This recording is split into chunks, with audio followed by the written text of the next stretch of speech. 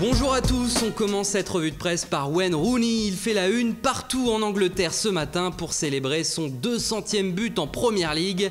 Et celui-ci vaut très cher, il a permis à son club Everton d'arracher le point du match nul sur la pelouse de Manchester City hier soir. Et ce soir, c'est soir de Ligue des Champions. Nice reçoit Naples en match retour de ce barrage.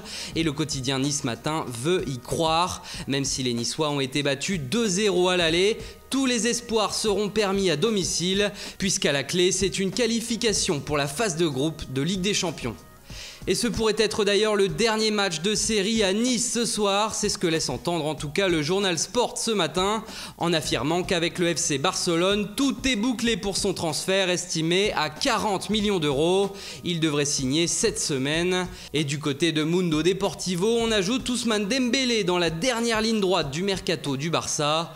Rien n'est perdu dans ce dossier compliqué. Les dirigeants du FC Barcelone espèrent toujours le faire signer et espèrent même trouver un accord avec Dortmund cette semaine. Mais ce n'est pas tout, le quotidien catalan dévoile aussi d'autres pistes barcelonaises aujourd'hui. Ainsi, les noms de Goretzka et Naby Keita sont cités, au même titre que le Marseillais Maxime Lopez. Et oui, le média espagnol affirme que le Barça adore le jeune Français de 19 ans et compare son jeu avec celui de Xavi et Iniesta. Dans Super Deporté, les recrues de Valence font la une.